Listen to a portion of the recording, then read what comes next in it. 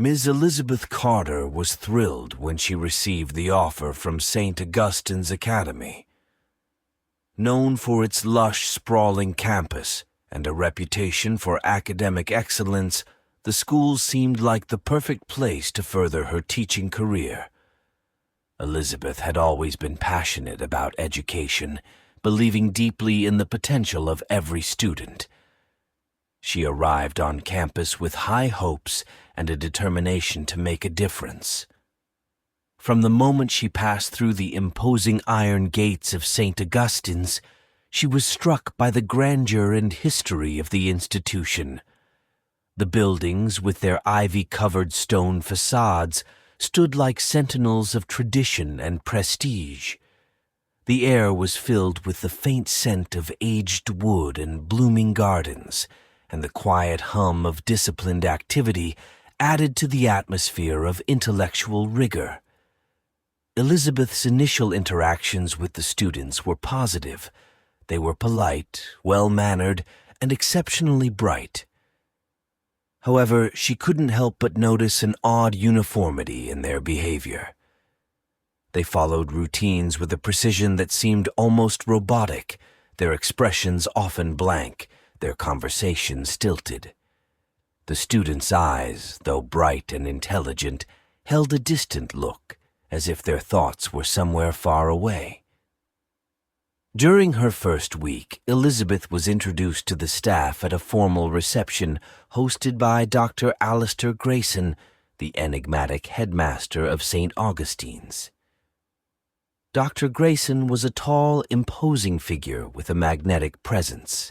His silver hair and piercing blue eyes added to his air of authority. He spoke eloquently about the school's mission to nurture young minds and the importance of maintaining high standards.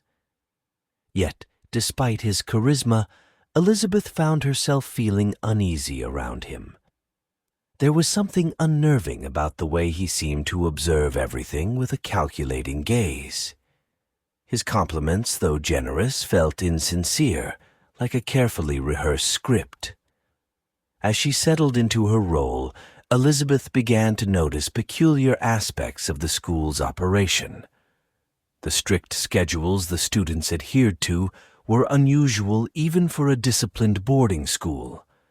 Every aspect of their day was meticulously planned, from study sessions to recreational activities, with little room for spontaneity. The students moved in unison, their footsteps echoing through the corridors in perfect rhythm. One evening, while grading papers in her quarters, Elizabeth heard faint sounds coming from the hallway. Peering out, she saw a group of students being escorted by a stern-looking faculty member towards a restricted wing of the school. Their expressions were blank, their eyes forward, as if in a trance. Intrigued and disturbed, Elizabeth decided to follow them discreetly. She trailed them to the basement, a part of the school she had never seen before. The air grew colder as she descended the stone steps. At the bottom, she found a heavy wooden door slightly ajar. She peered through the crack and saw a dimly lit room filled with strange equipment and charts. The faculty member was directing the students into individual booths where they were hooked up to various machines. The sight sent a chill down her spine. Elizabeth retreated quietly, her mind racing. What were they doing to the students? She resolved to find out more, but she knew she had to be careful. Her curiosity had been piqued, but so had her sense of danger. Something was terribly wrong at St. Augustine's Academy, and she was determined to uncover the truth, even if it meant putting herself at risk. In the days that followed, Elizabeth's observations grew more meticulous. She noticed that certain students would disappear for a day or two, only to return more subdued than before. Whispers among the students about the sessions reached her ears, fueling her resolve to dig deeper. Her unease grew with each passing day, but so did her determination. Little did Elizabeth know her quest for the truth would soon lead her down a path of no return, where the lines between reality and madness would blur, and her own sanity would be tested in ways she could never have imagined. Elizabeth's determination to uncover the truth about St. Augustine's Academy grew stronger with each passing day. The school's routines and the students' odd behavior gnawed at her, and the mysterious basement she had glimpsed only added to her suspicions. She knew she needed concrete evidence to expose what was happening behind the closed doors of this prestigious institution. Elizabeth began her investigation by delving into the school's archives, a vast collection of records and documents stored in a dusty, dimly lit room in the oldest part of the building. She spent hours combing through files, searching for anything that might shed light on the school's practices. Among the stacks of yellowed papers, she found records of past students, faculty notes, and old reports on the school's educational programs. At first, nothing seemed out of the ordinary, but she knew there had to be something hidden among the mundane documents. Late one evening, as she was about to give up for the night, Elizabeth stumbled upon a box labeled Special Projects. Her heart raced as she opened it, revealing a collection of documents marked with red stamps and labeled as confidential. She carefully examined the contents, discovering detailed reports on a program called Enhanced Learning Techniques. The reports described various psychological experiments conducted on students under the guise of improving their academic performance. The experiments ranged from sleep deprivation and sensory manipulation to more invasive procedures involving drugs and psychological conditioning. The language used in the reports was clinical and detached, describing the students as subjects rather than individuals. Elizabeth felt a surge of anger and fear as she realized the extent of the administration's manipulation and control. One report in particular caught her attention. It detailed a series of experiments conducted on a group of students who had shown signs of rebellion or non-compliance. The experiments were designed to break their will and reshape their behavior through a combination of isolation, sensory overload, and psychological torture. The results were chilling. Students who had once been vibrant and full of life were reduced to obedient, hollow shells. Elizabeth knew she had found the evidence she needed, but she also realized that exposing the truth would be dangerous. She carefully copied the most incriminating documents, hiding them in her quarters for safekeeping. She needed a plan to reveal the administration's actions to the authorities, but she couldn't do it alone. The next step in her investigation was to find someone she could trust. She reached out to a few colleagues, testing the waters to see if they shared her concerns. Most seemed uninterested or too afraid to question the administration, but one teacher, Mr. Daniel Harris, expressed a cautious interest. He had noticed some of the same peculiarities and was willing to help Elizabeth gather more evidence. Together, Elizabeth and Daniel began to observe the students more closely, paying particular attention to those who seemed most affected by the experiments. They also kept a watchful eye on the administration, noting any suspicious behavior or secretive meetings. The more they discovered, the more dangerous their situation became. One night, Elizabeth decided to follow a group of students who had been summoned to the basement for special sessions. She and Daniel took a circuitous route to avoid detection, eventually finding themselves outside a locked door with a small frosted window. Through the glass, they could see students being led into individual rooms filled with strange, intimidating equipment. The faculty members overseeing the sessions wore lab coats and spoke in hushed tones, their expressions cold and clinical. Elizabeth's heart pounded as she watched, a mixture of fear and determination fueling her resolve. She knew they were on the brink of uncovering the full extent of the administration's actions, but she also understood the risks. If they were caught, the consequences would be severe.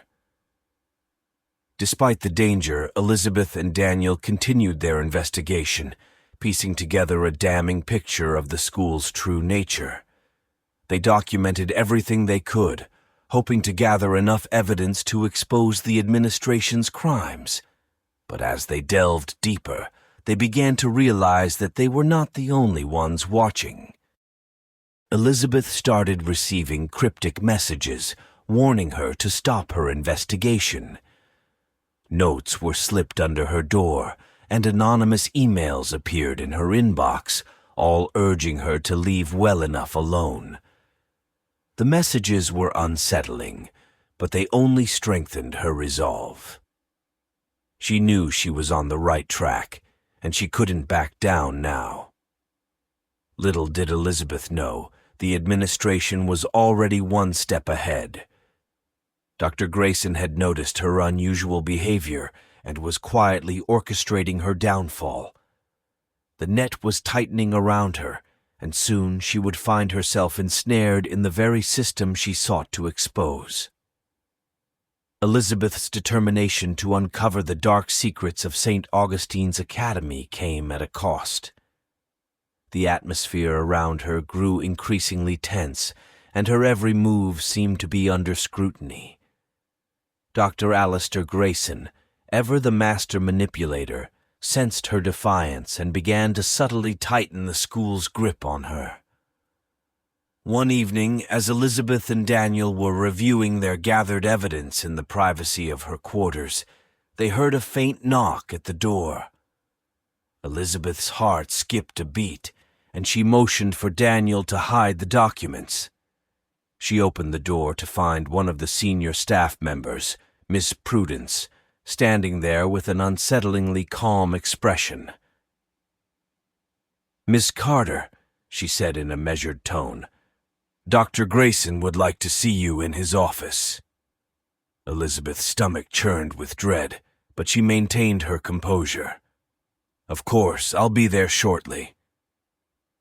As Miss Prudence left, Elizabeth turned to Daniel, her eyes filled with anxiety.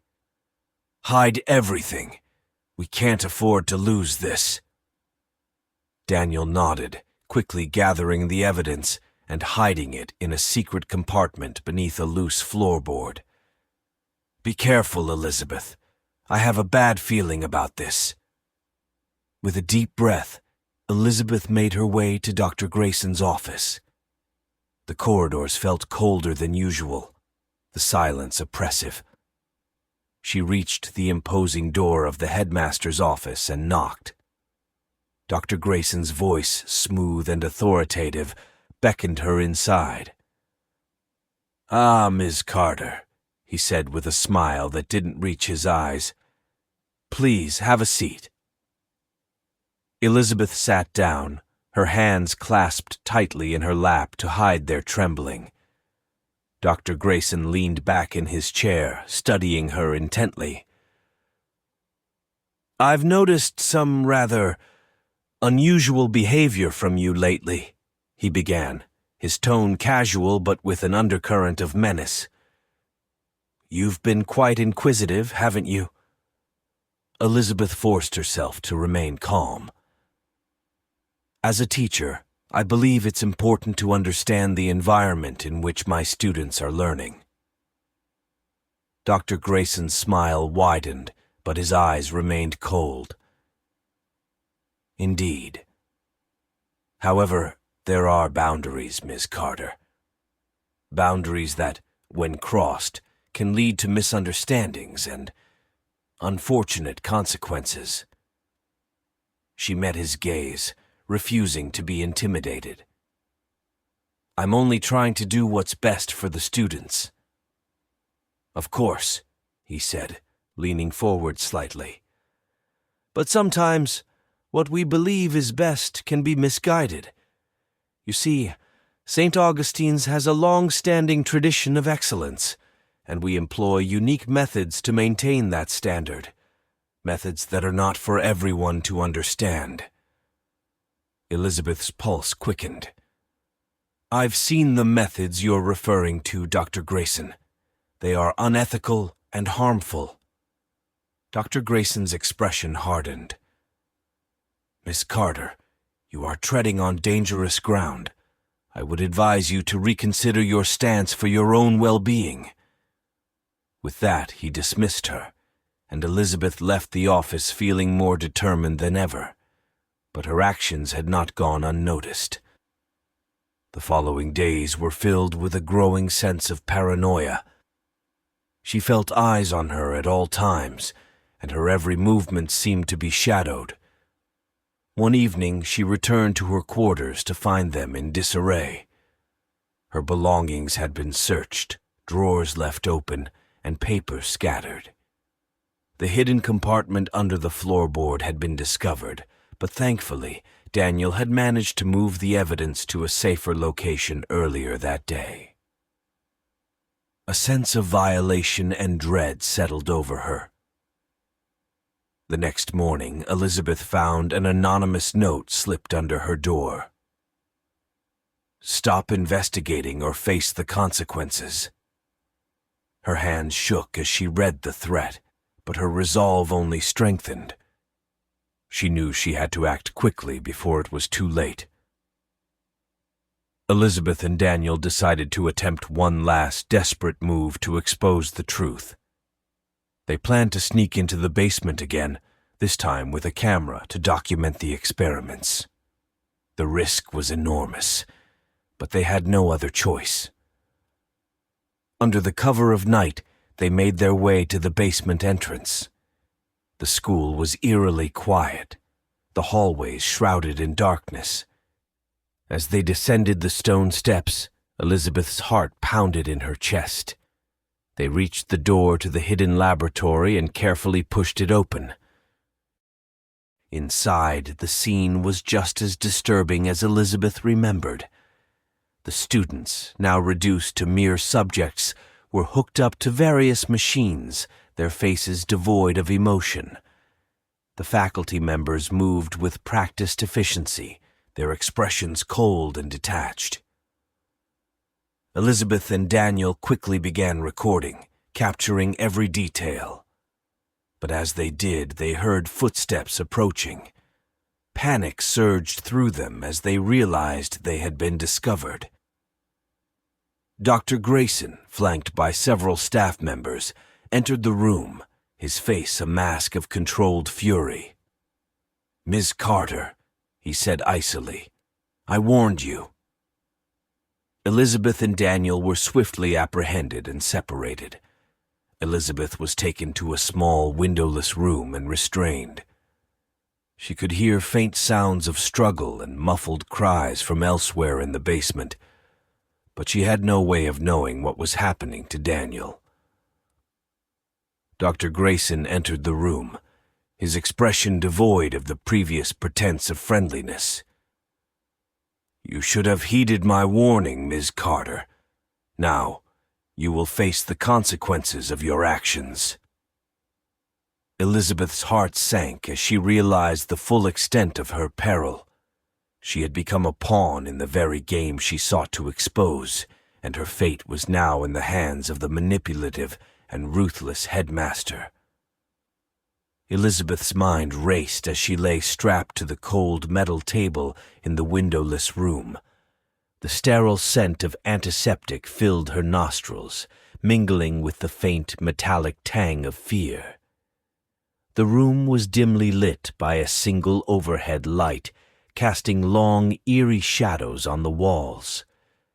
The restraints on her wrists and ankles were tight, cutting into her skin, and any attempt to move only resulted in pain. Dr. Grayson stood nearby, his expression one of detached interest.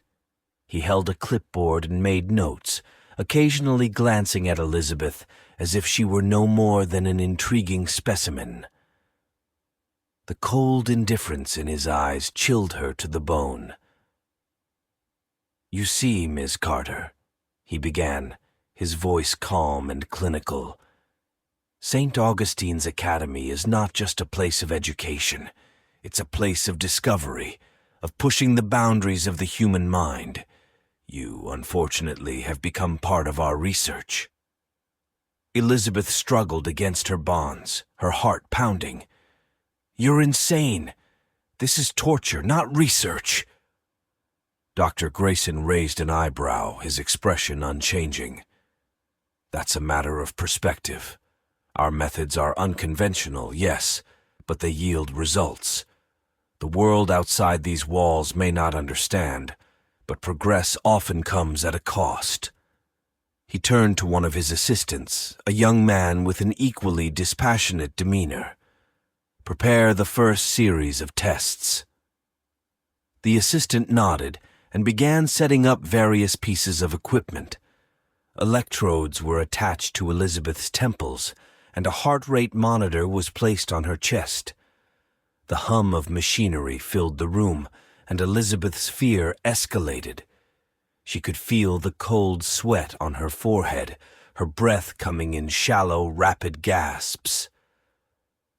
As the equipment came to life, Elizabeth's vision blurred. A screen nearby displayed her vital signs, the erratic spikes mirroring her growing panic. Dr. Grayson watched with a detached fascination, making notes on his clipboard. "We're going to begin with a series of sensory deprivation experiments," he explained. "We'll see how long you can maintain your sense of self without any external stimuli." The assistant placed a pair of noise-canceling headphones over her ears, and a blindfold was secured tightly over her eyes. Elizabeth was plunged into darkness and silence, her world reduced to the erratic beat of her own heart and the cold, unyielding table beneath her. Time lost all meaning. Minutes felt like hours, and hours like days. Elizabeth's mind raced, her thoughts a chaotic swirl of fear and determination. She tried to focus on Daniel, hoping he had managed to escape and would bring help. But as the isolation dragged on, her thoughts grew increasingly fragmented. Suddenly, the headphones were removed, and Elizabeth's world exploded with sound. The sudden cacophony was overwhelming, disorienting her further. Voices, machinery, and her own ragged breathing merged into a deafening roar. She felt herself slipping, her grip on reality weakening. "Interesting," Dr. Grayson's voice cut through the noise, calm and analytical. "Your resilience is admirable, Ms. Carter, but let's see how you handle the next phase." Elizabeth barely had time to process his words before she felt a sharp prick in her arm. A cold sensation spread through her veins, and her body went limp. She struggled to stay conscious, but the drug's effects were too strong. When she awoke, she was back in her own quarters. The room was undisturbed, as if nothing had happened. For a brief moment, she wondered if it had all been a nightmare, but the lingering pain in her wrists and the fresh bruises told her otherwise.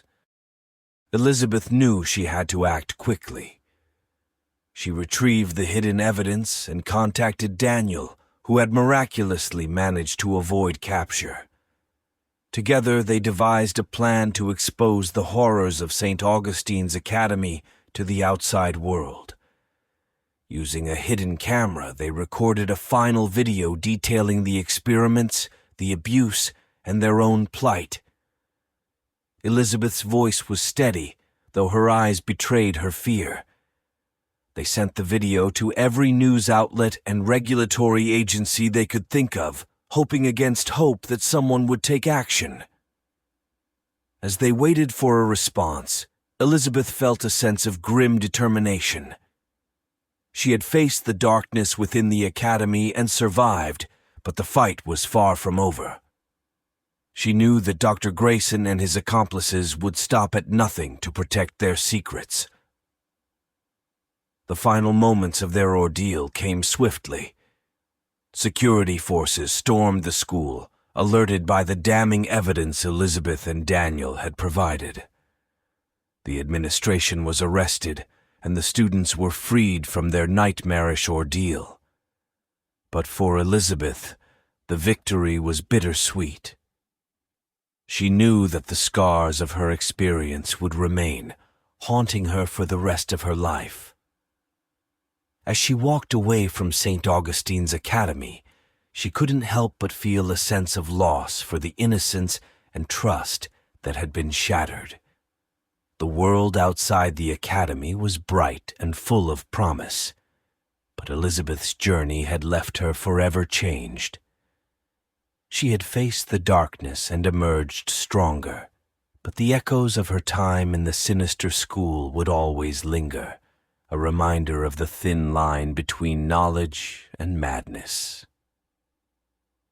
The dawn broke with an eerie stillness over St. Augustine's Academy, the light casting long, stark shadows across the campus. Elizabeth and Daniel watched from their hidden vantage point as the authorities, alerted by their video, began to swarm the school. Armed with the damning evidence, they moved swiftly, rounding up staff members and securing the students. The air was thick with tension and the promise of long-awaited justice. Elizabeth and Daniel, exhausted but resolute, made their way to the administration building. They had agreed to meet with the lead investigator to provide further testimony and ensure that no detail of the horrific experiments was overlooked. As they approached, Elizabeth's mind raced with a mixture of relief and lingering fear. They had succeeded in exposing the truth, but she couldn't shake the feeling that Dr. Grayson had one final move left to play. Inside the building, the scene was chaotic. Officers were escorting teachers and administrators out in handcuffs, while students, some dazed and confused, were being led to safety. Elizabeth and Daniel were directed to a small conference room where the lead investigator, a stern-looking woman named Agent Thompson, was waiting. "Ms. Carter, Mr. Reynolds," Agent Thompson greeted them with a nod. "We've reviewed the evidence you provided. It's more than enough to shut this place down and bring those responsible to justice. We need you to recount everything you've experienced." Elizabeth and Daniel took turns describing their ordeal, from their initial suspicions to their infiltration of the basement lab, and Elizabeth's own harrowing experience as a test subject. As they spoke, Elizabeth noticed a flicker of something in Agent Thompson's eyes, a mix of horror and determination. "You've done a brave thing," Agent Thompson said when they had finished. "We'll ensure that everyone involved faces the full extent of the law, and we'll make sure the students get the help they need to recover from this nightmare." As they left the conference room, Elizabeth felt a weight lift from her shoulders. The nightmare of St. Augustine's was finally coming to an end, but her relief was short-lived. As they walked down the corridor, she noticed Dr. Grayson being led away by two officers. His hands were cuffed, but his expression was unsettlingly calm, almost smug. "Ms. Carter," he called out as they passed, his voice smooth and untroubled, "you've made a grave mistake." Elizabeth stopped, meeting his gaze with a mixture of anger and defiance. "The only mistake was letting you get away with this for so long." Dr. Grayson smiled, a chilling, knowing smile. "You think you've won, but you've only scratched the surface. There are others, Miss Carter. Others who believe in our work, who will continue it. Elizabeth felt a cold shiver run down her spine. She wanted to retort, to deny his words, but deep down she knew there was some truth to them. The corruption and darkness she had uncovered at St. Augustine's were not confined to these walls. As the officers led Dr. Grayson away, Elizabeth turned to Daniel. "We've done what we can here, but we have to stay vigilant. We can't let this happen again." Daniel nodded, his expression resolute. "We'll keep fighting, for the students and for everyone who suffered here." With the school secured and the remaining staff in custody, Elizabeth and Daniel left the grounds. They knew their work was far from over, but for the first time in what felt like an eternity, they could breathe freely. Months passed, and the media coverage of the St. Augustine scandal was relentless. The trials were long and grueling, with Dr. Grayson and his accomplices facing extensive prison sentences.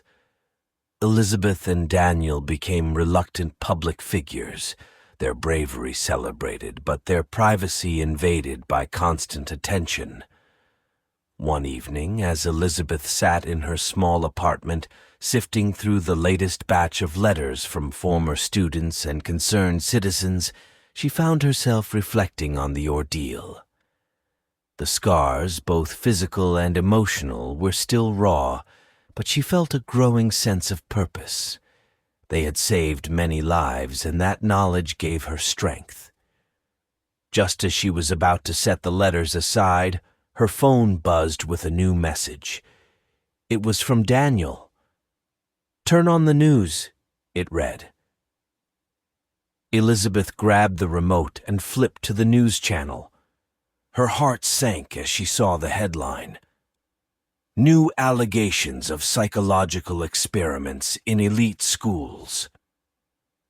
The reporter's voice was grave as they described a new investigation into another prestigious institution accused of conducting unethical experiments on students. Elizabeth felt a surge of determination. Dr. Grayson's chilling words echoed in her mind. There are others. She knew then that their fight was far from over. They had won a battle, but the war against those who exploited and harmed the innocent continued. She picked up her phone and called Daniel. "We have work to do," she said, her voice steady. "We can't let this happen again." Together they vowed to continue their quest for justice, to expose every dark corner where such horrors lurked. The road ahead was uncertain and fraught with danger, but Elizabeth knew they were ready. They had faced the darkness and survived, and now they would bring light to others trapped in the shadows.